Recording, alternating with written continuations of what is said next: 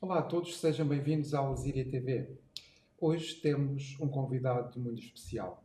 Miguel Duarte, humanista, ativista das causas humanitárias, nascido e criado em Azambuja, Miguel Duarte é um filho da terra.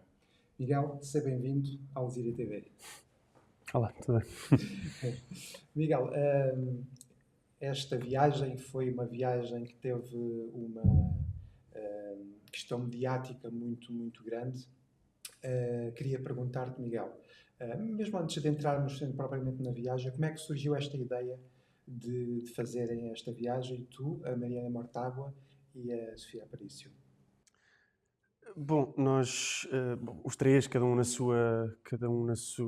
utilizando os seus meios e a sua forma de organização política, digamos, já nos dedicávamos a esta causa em particular, a solidariedade com o povo da Palestina, desde há muito tempo, não é?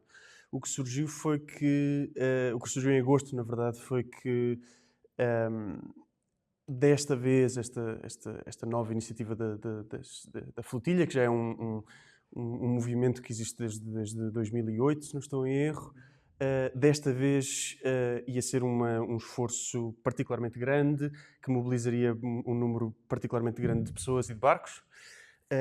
E a ideia era precisamente trazer gente de todo o lado, não só para garantir visibilidade, como para garantir proteção às próprios membros da tripulação, sendo que a nossa proteção está completamente entrelaçada com a nossa visibilidade. Não é?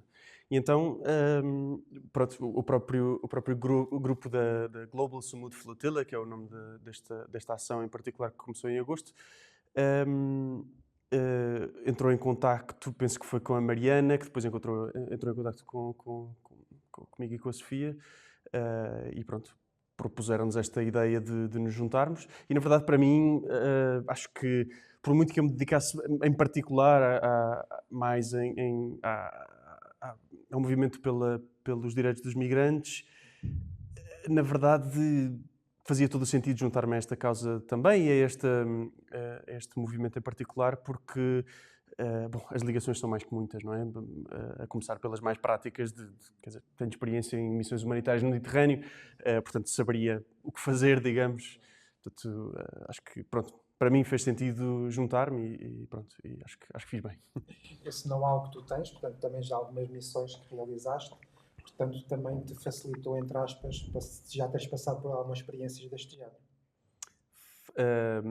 Sim, penso que sim. Quer dizer, eu não, acho que eles precisavam de tripulantes em geral e pessoas que fossem capazes não só de estar numa missão humanitária no mar durante um tempo imprevisível, como depois de fazer comunicação política relativamente a isso, não é?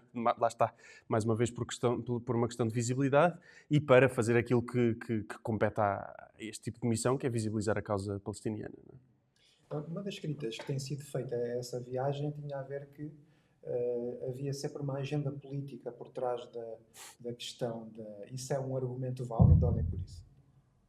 Eu não percebo bem como é que isso pode ser uma crítica, porque, quer dizer, obviamente é político. Aliás, eu provavelmente não faria muito sentido eu juntar-me se não fosse. Acho que o que as pessoas na Palestina estão a sofrer não é o resultado de um infortúnio qualquer, não é? Não é um desastre climático nem nada parecido. É uma coisa.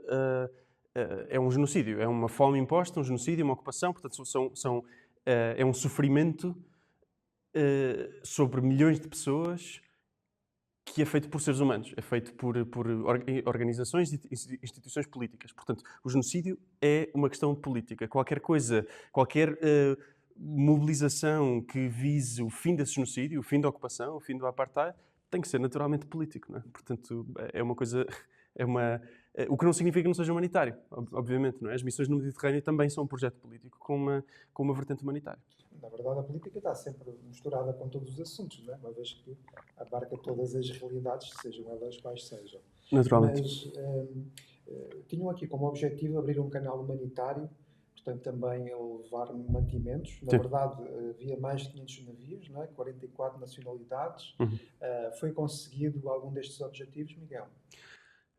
Então, a flotilha o que faz, como bem disseste, mas só para explorar um bocadinho mais, é trazer ajuda humanitária, bens de primeira necessidade, ou aquilo que entendemos como bens de primeira necessidade, como, por exemplo, comida e medicamentos. Uma das coisas principais que levamos é comida para bebés.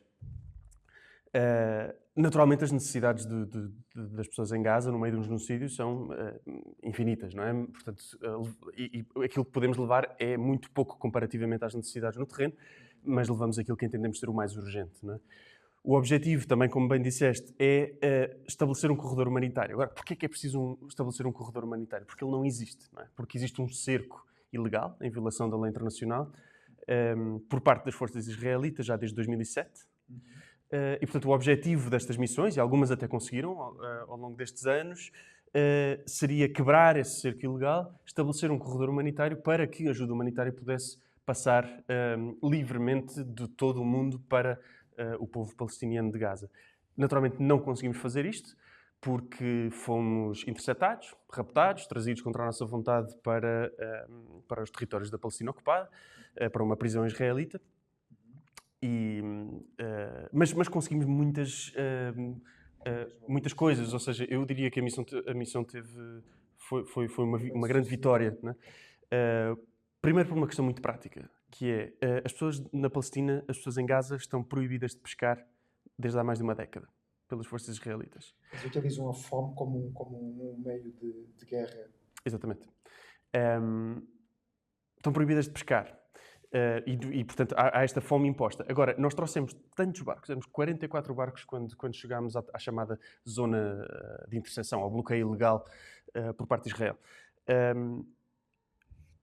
Foi de tal forma grande esta ação que requereu a mobilização de toda a marinha israelita, de tal forma que o bloqueio à pesca dos palestinianos foi temporariamente desmobilizado. O que é que significa? Então começaram a aparecer vídeos dos palestinianos a pescar pela primeira vez, quantidades enormes de peixe, pela primeira vez em muito, muito tempo. Não é? Portanto, isso, quanto a mim, é uma vitória enorme. Só por isso já tinha valido a pena a viagem. Eu diria que sim. Diria que de uma forma talvez mais profunda, esta viagem, esta ação foi um sucesso também pela capacidade de mobilização que teve, não é? Porque o que vimos ao longo deste tempo em que estivemos no mar, que foi bastante mais do que o previsto, foi uma mobilização coordenada sem precedentes em boa parte do mundo, com se calhar Itália à cabeça, não é? Quer dizer, em Itália pararam 80 cidades.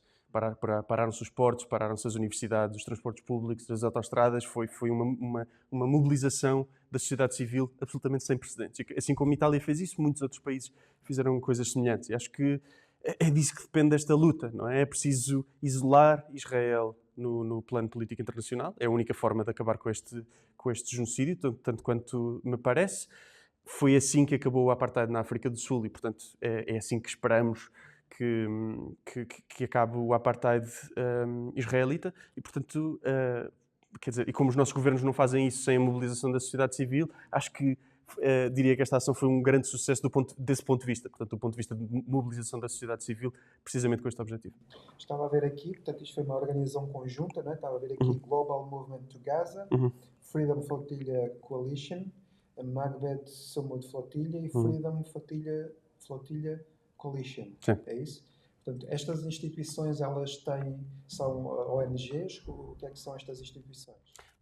Na verdade, são várias organizações independentes da sociedade civil que, desde há muitos anos, se dedicam precisamente a este tipo de ações. Não é? Existe uma dessas organizações organiza uma espécie de flotilha, mas por terra no Magreb, no norte da África, até Gaza. Freedom Flotilla Coalition organizou, por exemplo, a viagem do Madeleine, que ficou muito conhecida este ano. E pronto, portanto, várias destas organizações organizam mobilizações de natureza semelhante e juntaram-se naturalmente para a maior flotilha da história, não é? Para organizar a maior flotilha da história, que foi esta Global Summit Flotilla. Muito bem. Miguel, vamos se calhar fazer ali uma parte cronológica desde o início até ao final, narrando aqui um pouco daquilo que aconteceu. Portanto, quantos dias é que teve a viagem? A viagem... Ora, nós partimos de Barcelona dia 31 de agosto. Okay. E fomos interceptados, já me esqueço do dia, mas no início de outubro, portanto 1 ou 2 de outubro, se não estou em erro. Sensivelmente um mês e... Pois, exato. Ou seja, mas com muitíssimos Muitas imprevistos, não é? peripécias, não Sim, é? exatamente. Muito bem, então arrancaram dali e depois houve logo críticas, portanto, com a vossa paragem em Ibiza, não é? Portanto, quer André Ventura, quer uma data de pessoas começaram logo a dizer que vocês estavam para se divertir, e não sei o quê, o barco de férias e tudo mais. Como é que vocês reagiram? Aliás, reagiram através de vários vídeos, não é? Mas como é que vocês viram essa questão convosco? Eu não reagi a esse tipo de polémicas porque, na verdade, não me importa muito. Agora, já que me perguntas, nós não parámos em Ibiza. Basta ver o tracker da Global Smooth Flotilla. É muito fácil de ver que nenhum dos barcos parou em Ibiza. Na verdade, eu nem sei bem onde é que Ibiza é. Portanto, não parece... Rimo precisamente por causa disso. Aí apercebi-me que não sabia onde é. O que aconteceu foi que logo à saída enfrentámos uma tempestade. Alguns dos barcos percebemos que não estavam capazes de enfrentar esse tipo de tempestade. Tivemos que voltar para trás, passar uma noite ainda em terra e depois partimos outra vez no dia seguinte. Tivemos que chegar a Menorca, ainda porque alguns navios foram ainda mais atrasados por causa da tempestade. Não fomos a terra, ficámos ao largo de Menorca simplesmente para sermos protegidos por terra, sermos protegidos da tempestade. E depois seguimos sem parar até à Tunísia, onde nos encontramos com boa parte dos outros barcos que vinham, que iam partir de Tunis, basicamente, para Gaza. O mediatismo que estava sobre a flotilha era o vosso grande escudo? Sim, na verdade é isso, ou seja, nós somos um movimento não violento, uma ação humanitária não violenta, com o objetivo de chegar a Gaza e trazer ajuda humanitária ao povo de Gaza. E, portanto, na verdade, contra um dos maiores exércitos do mundo, não temos qualquer maneira de nos proteger que não seja... ou seja, são as pessoas que estão em terra que nos protegem, verdade seja dita, não é? E, portanto, a visibilidade que nós temos é absolutamente fundamental para que nós nos sintamos protegidos, porque certamente não será por qualquer tipo de consciência dos dirigentes do exército que está a conduzir um genocídio, não é? Tudo indica que se puderem matam-nos, não é? Acho que só não o fazem se o custo político for demasiado grande, e penso que é, não é? De tal forma que ainda estamos aqui, não é? Não podiam, não é? Não tinham essa... Ou seja, podiam, mas haveria consequências ou danos colaterais muito grandes. Exatamente. Que iriam, portanto, criar problemas maiores, se calhar até do ponto de vista económico, etc. Muito bem. Sentiram o apoio das populações enquanto faziam algumas paragens por terra? Absolutamente. A começar em Barcelona, tivemos uma mobilização de 40 ou 50 mil pessoas no Porto, só para ver a partir a flotilha e pronto, quer dizer, revelar ou demonstrar apoio à causa, não é? Isso foi absolutamente energizante, nunca tinha visto nada assim. Nunca tinha visto nada assim, isto é, até chegar a Tunis, porque na verdade, assim que chegámos, havia milhares de pessoas na praia. E é preciso dizer, não é por nós, como é óbvio, não é? Porque, quer dizer, não há ninguém na Tunísia que saiba quem eu sou, certamente, não é? Portanto, é pela causa, não é? Há uma mobilização enorme de solidariedade com o povo da Palestina pelo mundo todo, não é? Então, na verdade, onde quer que parássemos, tínhamos uma mobilização grande de pessoas que acreditavam naquilo que estávamos a fazer, não é? Portanto, vinham para as praias, para os portos, demonstrar precisamente isso. Na Tunísia tivemos um acolhimento inacreditável. No fundo, o genocídio devia chocar-nos a todos, não é? E choca quase todos, felizmente. No entanto, parece que alguns não, não é? Sim, pelos vistos não. Muito bem. Do ponto de vista da União Europeia, consideras que a União Europeia podia ter uma outra postura relativamente a esta guerra, este genocídio? Parece que aparentemente ignoram o que se está lá a passar. É preciso ser claro relativamente a isto. A União Europeia não está a ignorar o que se está a passar. O que a União Europeia está a fazer é conduzir em larga escala o que se está a passar. Se não existisse o apoio da União Europeia, o genocídio não teria acontecido. Boa parte do armamento com que Israel está a conduzir este genocídio vem da União Europeia. Portanto, a União Europeia, os Estados da União Europeia, e aqui Portugal está muitíssimo incluído, a União Europeia e os Estados da União Europeia dão o apoio político e material que é absolutamente necessário para que este genocídio tenha começado a acontecer, sequer, não é? Os Estados europeus vendem armamento a Israel, os Estados europeus mantêm relações comerciais e diplomáticas com Israel. Portugal, as Forças Armadas Portuguesas têm contratos com empresas de armamento israelitas que estão a conduzir este genocídio. Não é? Portugal mantém relações comerciais e diplomáticas com um país que está a cometer genocídio, e que genocídio esse que até já foi reconhecido oficialmente pelas Nações Unidas. Não é? Portanto, neste momento, Portugal está em falta com as suas obrigações segundo a lei internacional. Não é? O mesmo com o resto da Europa, infelizmente. Não é? É que quer dizer, a cumplicidade dos Estados europeus com este Estado genocida é de tal forma grande que só se forem obrigados a que estes governos vão parar de dar este apoio e de permitir que isto aconteça. Não é? Pronto, e é aqui que a mobilização da sociedade civil importa. Não é? É aqui que é importante ter literalmente milhões de pessoas na rua, como felizmente temos visto. Não chega, ainda não chegou, como vemos, não é? As pessoas na Palestina continuam a levar com bombas e a morrer. Portanto, precisamos de muito mais. Mas temos visto algumas vitórias e portanto, penso que este é o caminho. Geralmente, uma contra-argumentação que é feita relativamente a essa postura é que o Hamas é um grupo terrorista. Qual é a tua posição em relação a isso? O Hamas não existia antes dos anos 80, não é? Portanto, Israel começou... Portanto, a própria existência do Estado de Israel, que começou em 1948, começa com a limpeza étnica de centenas de milhares de pessoas de variadíssimas partes da Palestina. Houve tentativas, mais que muitas tentativas, de estabelecer um Estado palestiniano, de garantir a liberdade, a coexistência entre dois povos e por aí adiante, constantemente minadas por Israel. O próprio Hamas foi financiado, logo no início, pelo Estado de Israel e pelo próprio, portanto, apoiado até politicamente pelo próprio Netanyahu para dividir o povo palestiniano politicamente. Agora, não podemos dizer... Sim, ou seja, o Hamas utiliza métodos que, quanto a mim, são absolutamente condenáveis.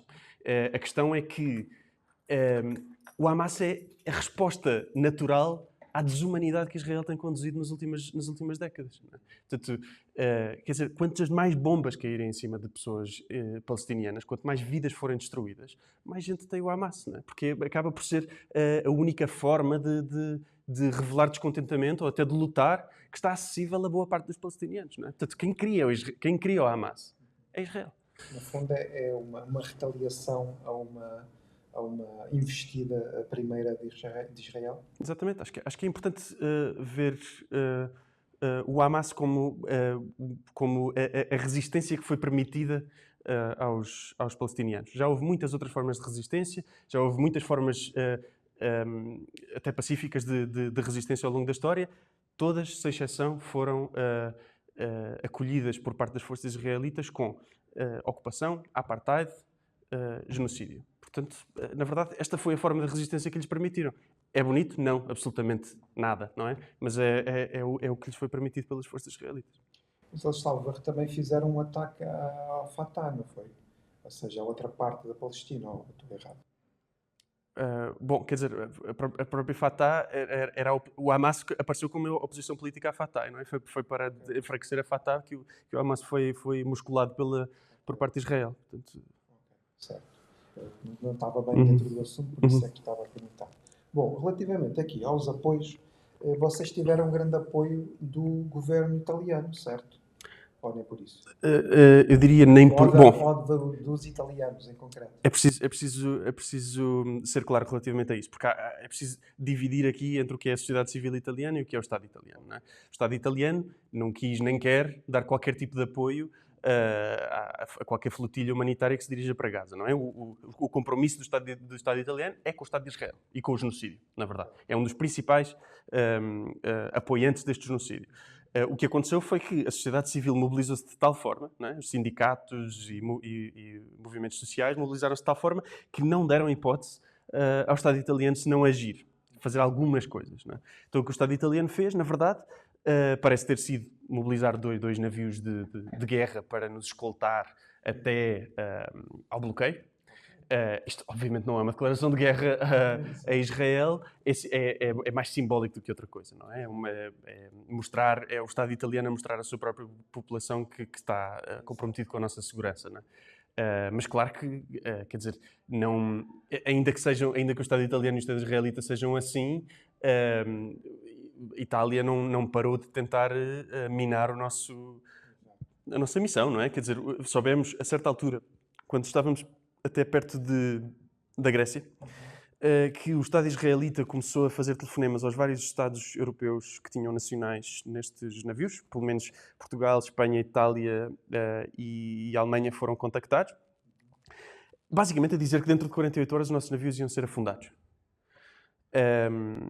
E os nossos Estados, e isto é uma vergonha absoluta, os nossos Estados, em vez de fazerem alguma coisa quanto a uma ameaça direta aos seus cidadãos, aos seus políticos, a todas as pessoas que ali estavam, o que fizeram foi ligar-nos a nós a dizer, cuidado que isto agora fica perigoso. Não é? Isto é absurdo, não existe nenhum Estado no mundo que não seja Israel que possa fazer uma coisa deste género.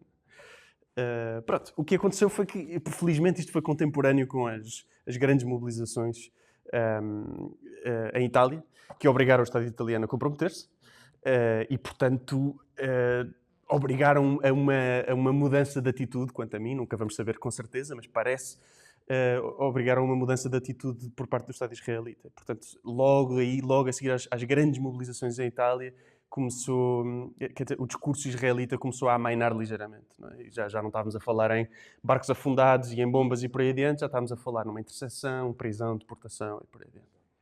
Muito bem. Olha, há um vídeo teu, que é aquele momento em que o drone se aproxima do barco. Salvo erro, estavas sozinho nessa altura, não é? Estavam pessoas... Éramos 6 pessoas a bordo. Eram 6 pessoas a bordo. Quero que me fales um pouco dessa experiência, porque vê-se ali a luz, não é? A ver-se a explosão e tu bastante muito aflita, a pedir socorro. Fala-me um pouco dessa experiência do ponto de vista da vivência, da experiência. Bom, eu estava, como disse, com outras 5 pessoas a bordo, éramos 6. Estava na parte de trás do convés. Quando ouvi claramente, os motores estavam desligados, portanto ouvia-se muito bem. Ele planava ali em roda do barco, como é que era? Comecei a ouvir hélices, que sabia perfeitamente que era um drone, de tal forma estava perto. A dimensão era pequenino? Aqui ainda não o via, não é? Só conseguia ouvir. Depois saí debaixo da cobertura que havia na parte de trás do convés, para poder ver, precisamente, e era uma coisa assim, deste tamanho, coisa assim, daqueles, chamam-lhes quadcopter, aqueles com várias hélices.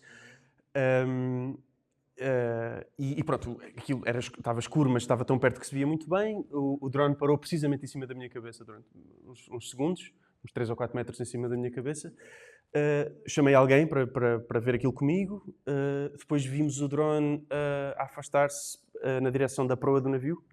Ficou ali mais uns segundos e depois largou um dispositivo incendiário que de repente criou uma labareda enorme na parte da frente do navio, que consumiu a parte da frente do navio. Pronto, e a partir daí foi ir buscar extintores, e acordar toda a gente e apagar o fogo o mais depressa possível. Felizmente conseguimos, com ferimentos apenas ligeiros num dos tripulantes e sem danos estruturais ao navio. Isso foi um aviso claro do governo israelita para vocês, do estilo, metem-se connosco, levam? Eu acho que foi várias coisas. Qual é a interpretação que fazes?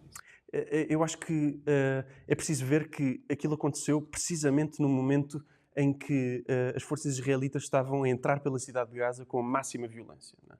E, portanto, sabendo a indignação internacional que isto ia causar, isso obviamente retira a atenção do que está a passar, das atrocidades que Israel está a conduzir em Gaza. Isso é uma das coisas. Um momento dissuador daquilo que importava. Exatamente. Depois, por outro lado, tínhamos... por outro lado, foi uma espécie de teste das águas, ou seja, para ver que tipo de reação é que os Estados do mundo têm a um ataque direto das forças israelitas, até em águas internacionais. Portanto, estávamos em território tunisino aí, não é? Estávamos em águas territoriais tunisinas. E pronto, e o que vimos, na verdade, da parte dos Estados do mundo foi até uma negação do que tinha acontecido. Não é? Vários governos, até europeus, disseram não, deve ter sido um cigarro, uma coisa do género. Não é? Ora, isto é uma luz verde, basicamente, por parte dos Estados do mundo, que sabem perfeitamente o que é que aconteceu. É uma luz verde para que Israel faça o que lhe apetecer. E bem dito, bem feito, no dia seguinte caiu outra bomba em cima de um outro navio. e mais uns dias depois caíram 14 bombas em cima de vários navios da flotilha, não é? Portanto, isto, basicamente, Israel vai testando aquilo que pode fazer sem indignar demasiado nenhum Estado, não é? Portanto, sem comprometer o apoio que tem precisamente ao genocídio. E pronto, e foi conseguindo, portanto, escalar coisas, portanto, intervenções cada vez mais violentas, até, eu diria, àquela escalada também das mobilizações na Europa, nomeadamente em Itália, que disputaram, penso eu, portanto, um desescalar destas intervenções violentas por parte de Israel, porque a partir dessas grandes mobilizações em Itália, Espanha e na Alemanha, não houve mais ataques de drones, não houve mais bombas, não houve mais explosivos.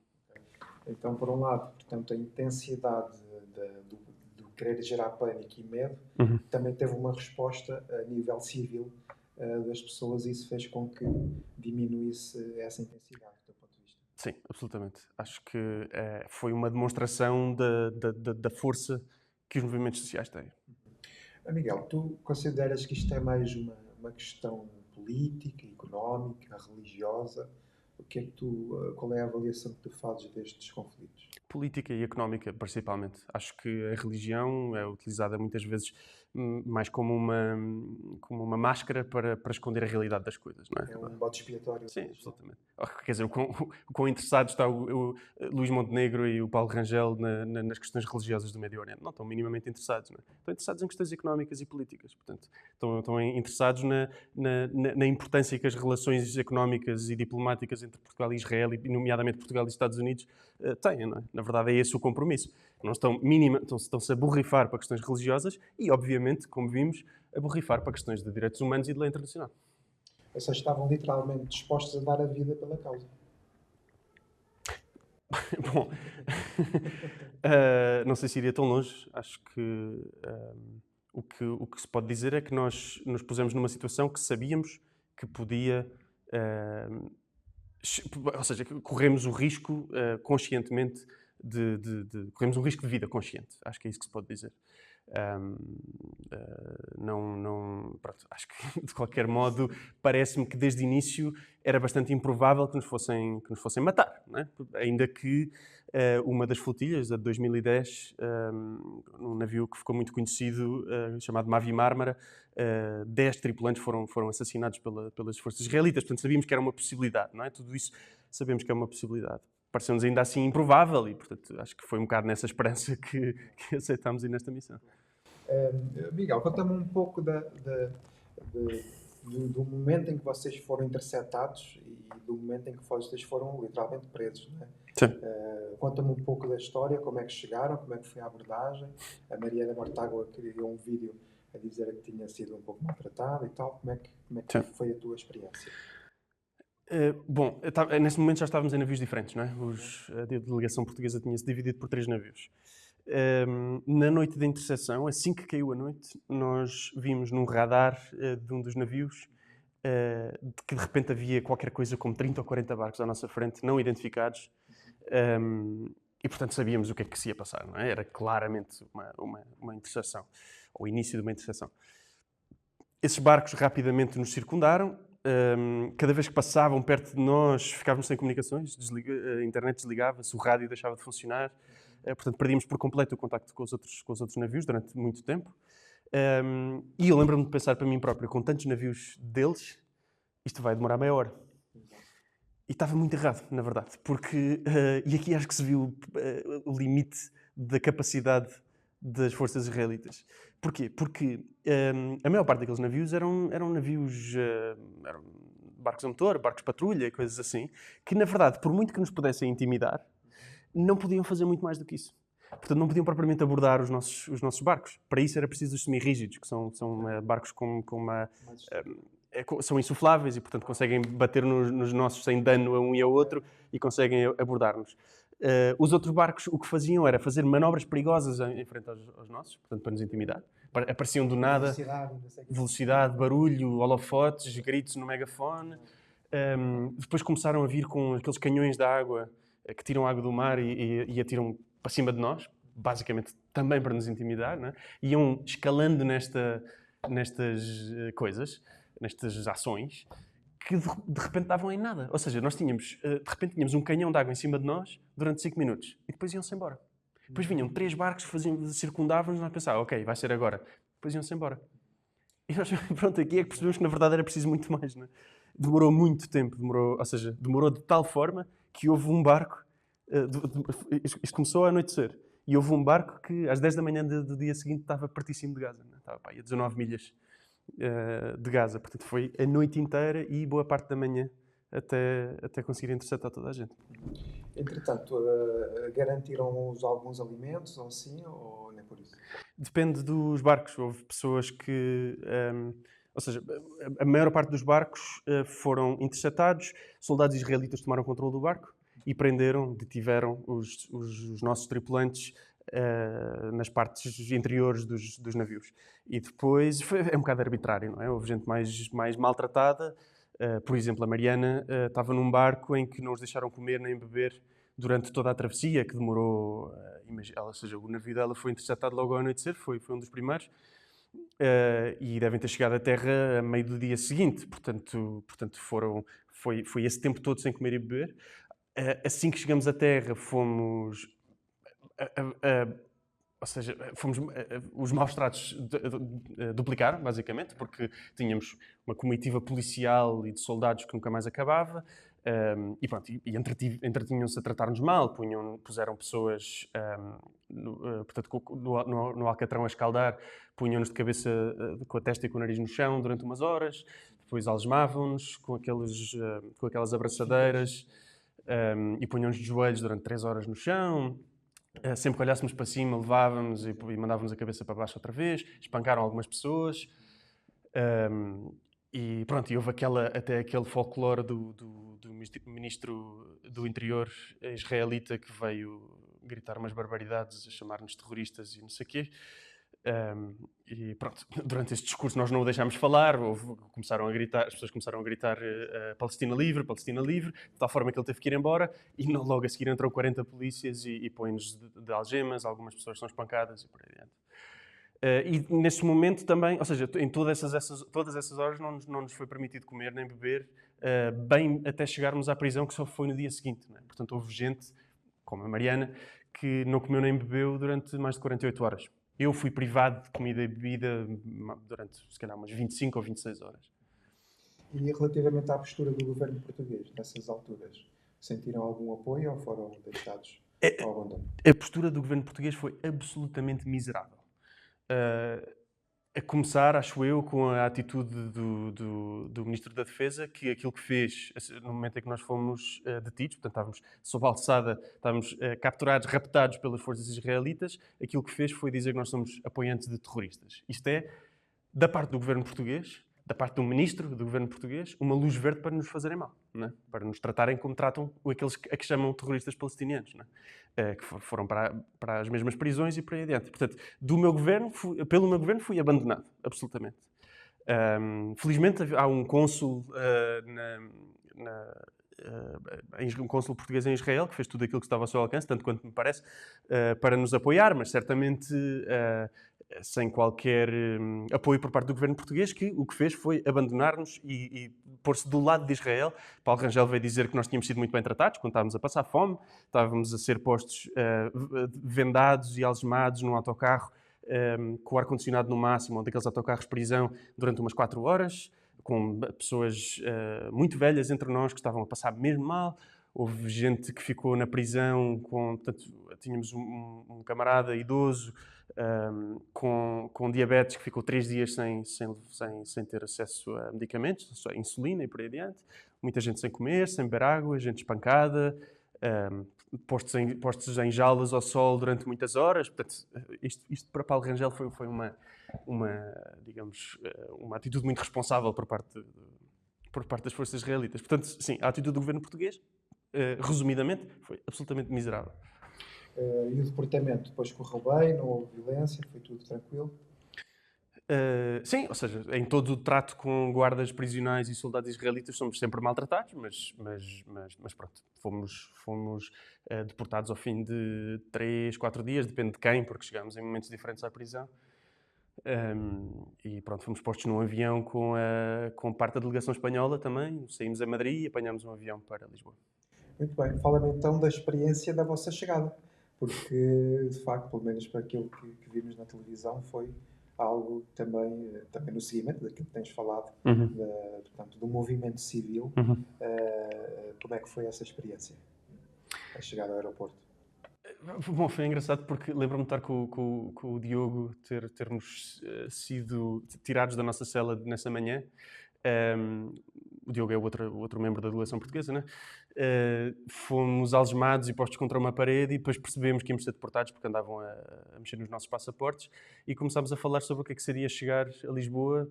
Tínhamos a sensação que ninguém saberia que nós íamos chegar, porque não só não sabíamos das mobilizações que tinham havido em Lisboa, estávamos há 4 dias sem nenhum contacto com terra, como também não sabíamos quer dizer, que as autoridades e as nossas famílias seriam contactadas. Então, na verdade, achávamos que chegávamos ao aeroporto de Lisboa e tínhamos que apanhar o metro para casa, estávamos a ver como é que íamos fazer para pagar o bilhete e por aí dentro. Portanto, estávamos completamente a leste do que estava a passar. Não é? Chegar a Lisboa e ver uma mobilização assim tão grande para nos receber foi bonito, quanto a mim, porque acho que foi ali o culminar de momentos de muita emoção e de muita, digamos, muita vontade de agir, que foi uma coisa disputada pela flotilha, mas que a causa fundamental é a liberdade do povo palestiniano. Não é? Foi isso que pôs milhares de pessoas portuguesas na rua em várias cidades quando nós estávamos presos. Não é? O que nós fizemos foi despoltar, foi só o fósforo que acendeu o fogo. Não é? E acho que aquilo foi assim, um momento catártico, digamos, aquela chegada a Portugal. Acho que isso foi bom. Agora, é absolutamente fundamental é que não se entenda que o movimento era para isso, não é? Porque o movimento, as pessoas estavam na rua, não era para nos libertar, não é? Isso é certamente uma das reivindicações, mas as pessoas estão na rua, ou seja, nós pusemos naquela situação de forma, sim, de livre e espontânea vontade, porque o objetivo tanto das pessoas no mar como das pessoas em terra é a liberdade do povo palestiniano. E o povo palestiniano não está livre. Não é? Precisamos de não desmobilizar, de não achar que já resolvemos o assunto porque porque nós agora estamos livres. Não, absolutamente nada disso. Não é? Isto foi só mais um passo neste movimento. É preciso muitíssimo mais para obrigar os governos, em parte o português, a isolar Israel no plano político internacional para finalmente acabar com o genocídio, acabar com a violência sobre o povo palestiniano. Sentes que falta mais compaixão e mais amor no mundo? Eu acho que a compaixão e o amor estão lá, na verdade. Isso é o que nós... Ou seja, ver, por um lado, as mobilizações que aconteceram pelo mundo inteiro enquanto nós estávamos no mar e quando nós estávamos na prisão. E, por outro, ver as demonstrações de amor do povo palestiniano em si. Portanto, todos nós que estávamos na flotilha, acho que posso falar por toda a gente, recebíamos dezenas, centenas de mensagens de pessoas em Gaza e na Cisjordânia a dizer-nos o quão importante era aquilo que nós estávamos a fazer e a agradecer-nos por estarmos a fazer isso e que sabiam que era improvável que conseguíssemos efetivamente chegar, mas o facto de tentarmos já significava muito. Ou seja, este amor e esta solidariedade internacional, que acho que é o termo da ordem aqui, está lá, existe. A questão é que as pessoas que estão indignadas, que acredito que são a esmagadora maioria, não são as pessoas que têm poder. Não é? E é preciso obrigar-nos, a minoria que está no poder, a fazer aquilo que é moralmente correto e a fazer aquilo que a tal compaixão e o tal amor e a tal solidariedade obrigam. As pessoas vendo isso à distância, não é? Não passando pela experiência, depois têm sempre várias interpretações, não é? E, nomeadamente, quando se vai tocar em perspectivas económicas e políticas, portanto, gera sempre muito ódio e muito antagonismo, não é? Uma das críticas fortes que foi feito, portanto, vocês, a comitiva portuguesa, tinha uma dirigente política, não é? Portanto, de um grande partido português, portanto, já com muita história. Sim. E a Mariana foi, de certa forma, também acusada de taticismo político, não é? Por causa dos resultados que todos sabemos nas eleições legislativas e, portanto, era como uma forma de ela aparecer não é, com esta causa mediática. Qual é o teu comentário relativamente a essa? Já para não falar que vocês eram financiados pelo Hamas. Bom, eu não posso falar pela Mariana nem pelo Bloco de Esquerda, não sou militante e não faço parte do partido. Eu não posso falar por ele. Acho que, bom, assim, de uma forma muito superficial, parece-me que há ações eleitoralistas bastante mais fáceis do que pôr a dirigente do partido num barco durante um mês com a possibilidade de ser presa, espancada, morta, não é? Portanto, a mim parece-me que existe bastante mais a mobilizar a Mariana e a Sofia e a mim do que, sei lá, visibilidade ou qualquer ganho político que possamos ter. Mas também te digo, estas críticas acho que nos passam bastante ao lado, porque, na verdade, e acho que esta é a principal razão pela qual não reagimos a algumas das polémicas. Ou seja, muitas polémicas certamente passaram efetivamente ao lado, nem sequer chegámos a sabê-las, mas a razão pela qual não respondemos nem sequer às que viemos a conhecer é porque nos pareciam irrelevantes, no sentido em que nós não estávamos a interpelar, não estávamos a conversar com o comentariado político português que odeia o Bloco de Esquerda, odeia a Mariana, odeia-me a mim, odeia a Sofia, ou não se revê na luta do povo palestiniano. Nós estávamos a falar com a sociedade civil, em geral, não é? Não estamos a falar com a Iniciativa Liberal, com o PSD, que disseram as maiores barbaridades sobre a flotilha e os seus participantes. Estamos a falar com o povo português e com os povos do mundo sobre o que está a passar em Gaza. E a resposta foi maravilhosa. Não é? Tivemos literalmente milhões de pessoas na rua pelo mundo todo. Não é? É com essas pessoas que estamos a falar. São esses os nossos interlocutores. Não é certamente uma pessoa que vem à SIC Notícias dizer 3 ou 4 barbaridades por semana. Não é? Muito bem. Miguel, estamos quase a terminar aqui a nossa conversa. Isto não é uma entrevista, é uma conversa. Queria só ver a tua reação relativamente ao reconhecimento do Estado português do Estado da Palestina. Sou um pouco a hipocrisia ou não? Sim, hipocrisia máxima, na verdade, porque, quer dizer, o Estado português, o governo português, pouco tempo antes do reconhecimento, dizia que só faria o reconhecimento condicionalmente, no sentido em que quando o Hamas se desarmasse e por aí adiante. E depois foi atrás de outros Estados. Portugal vai atrás, não é? Em vez de fazer o seu próprio caminho, foi atrás penso que foi de França e do Reino Unido e reconheceu incondicionalmente o Estado da Palestina no final. Agora, é preciso ver que isto é uma medida absolutamente simbólica, não é? Portanto, ir para as Nações Unidas dizer sim senhor, eu reconheço que está ali um Estado, não faz nada na prática pelo povo palestiniano, não é? Não acaba com o genocídio, não acaba... Ou seja, estar por um lado a reconhecer o Estado da Palestina e por outro a financiar um genocídio, a beneficiar de e a contribuir para um genocídio, como é o caso do Estado português, ou seja, é absolutamente incoerente e hipócrita, não é? Portanto, este reconhecimento é ir atrás de outros Estados mais poderosos no mundo, é uma tentativa de apaziguar um movimento social de solidariedade com a Palestina, sem se comprometerem com rigorosamente nada, não é? Portanto, sem tirar o compromisso, sem retirar o compromisso que Portugal tem com este genocídio. É trágico, mas acho que, honestamente, esse reconhecimento não desmobilizou o movimento, felizmente, não é? E, portanto, não conseguiu aquilo que tencionava.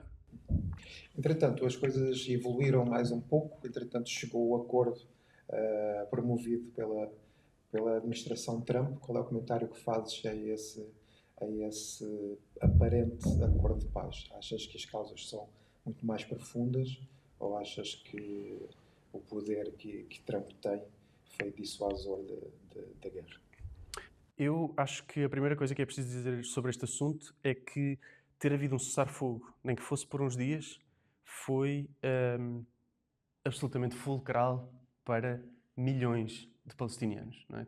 Ou seja, poucas coisas me emocionaram mais na vida do que ver os vídeos dos palestinianos a regressar ao que restava das suas casas, das suas terras, ver os prisioneiros palestinianos, também eles reféns, prisioneiros políticos, em prisões israelitas, a voltar às suas famílias ao fim de anos de tortura física e psicológica. Portanto, poucas coisas me emocionaram mais do que a beleza desses encontros. Não é? Portanto, isso é absolutamente fundamental. Agora, é preciso darmos um passo atrás e percebermos que isto não é um acordo de paz. Não é?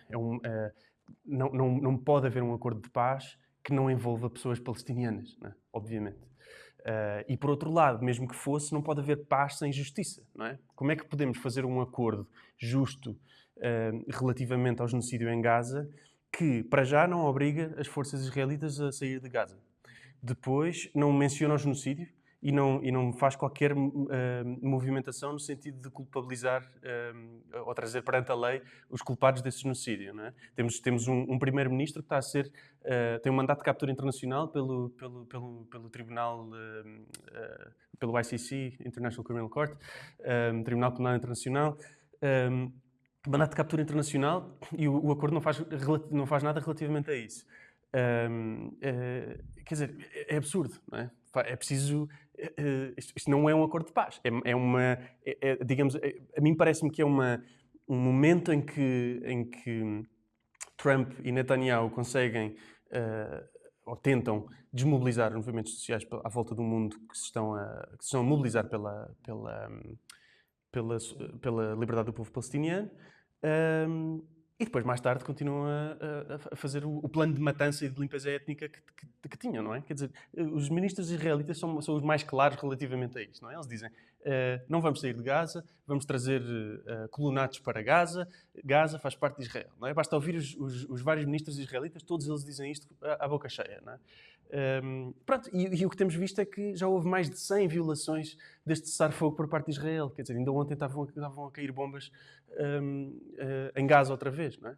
Pronto, qualquer pessoa que tenha visto as notícias ao longo das últimas décadas vê que não há nenhum cessar-fogo que Israel tenha respeitado, relativamente ao Líbano, relativamente à Palestina. Portanto, este vai ser só mais um passo neste processo. É bom que haja um momento para respirar, para inspirar fundo, para que os palestinianos possam respirar um bocadinho no meio deste genocídio que leva 2 anos. Agora, isto não é um passo no sentido da libertação do povo palestiniano. Miguel, estamos quase mesmo a terminar, mas tenho que aproveitar também aqui a tua estadia aqui. Diz-me uma coisa, que futuro é que antevês para este povo? Eu vejo... Bom, não estaria comprometido com esta causa se não visse no futuro, no nosso tempo de vida, a liberdade do povo palestiniano. Acho que é isso que vejo. Acho que dentro de algum tempo vejo mobilizações tão fortes pelo mundo fora, em solidariedade com a Palestina, que não deixem outra escolha aos governos ocidentais. Aqui incluo os governos da União Europeia, Estados Unidos e Israel, do que a libertação do povo palestiniano. Portanto, o fim da ocupação, fim do apartheid, fim do genocídio, fim da fome imposta e o direito dos palestinianos a voltarem às suas casas. Miguel, o que é que te faz ter essa força destas causas? O que é que te movimenta? O que é que te incomoda?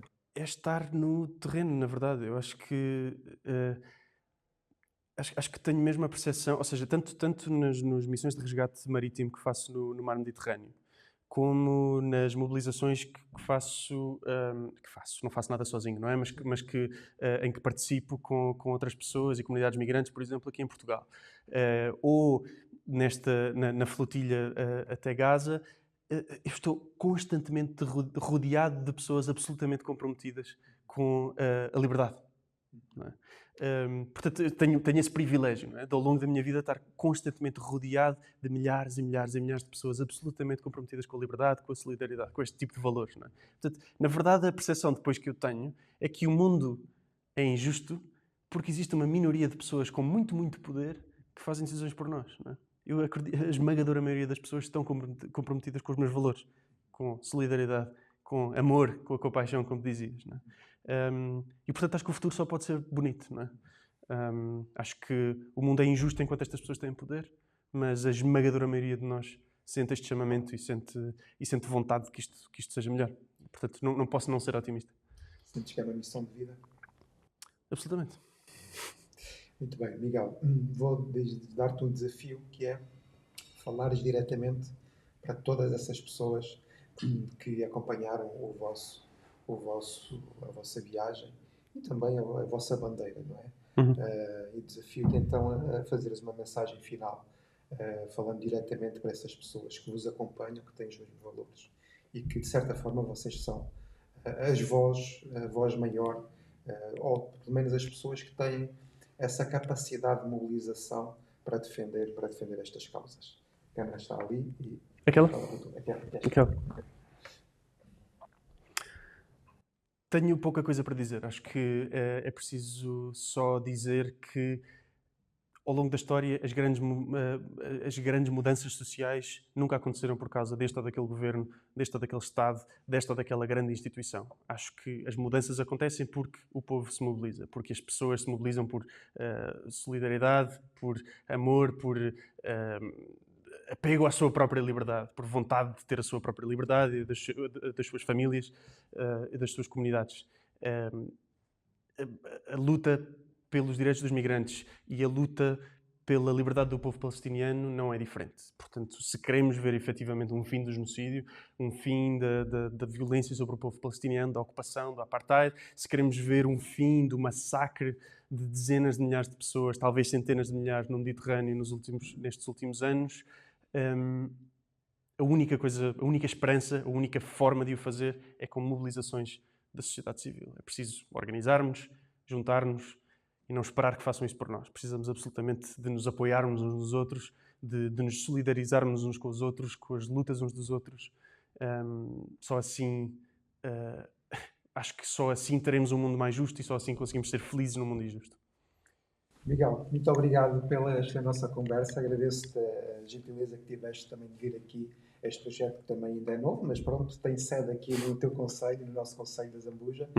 E agradeço também estes movimentos que tens feito pelas causas humanitárias, porque de facto é necessário ter coragem e muita resiliência, portanto, e que continues com essa tua missão de vida, que de facto é bonita de ser observada, porque às vezes falta-nos essa coragem, não é? Não só para essas causas, mas para a nossa própria vida. E acho que também representas um pouco esse sentimento de ir para a frente, de ter coragem e, de certa forma, até muito destemido, não é? Portanto, agradeço também por isso. Obrigado. Bom, sendo assim, terminamos então esta entrevista com o Miguel Duarte. Portanto, agradecemos ao Miguel esta conversa e, portanto, a Elzíria TV vai continuar a divulgar estes temas tão importantes. Solicito então que possam também acompanhar o nosso canal no YouTube, TV Elzíria. Estamos a trabalhar aqui com toda a atividade na nossa comunidade no concelho, mas extrapolamos também alguns assuntos de caráter geral. Este era de suma importância, não só pelo seu mediatismo, mas também pela causa que representava, e agradecemos a vossa presença e também esperando que esta conversa possa ter sido instrutiva para todos, porque é esse o nosso objetivo. Um grande abraço e até sempre.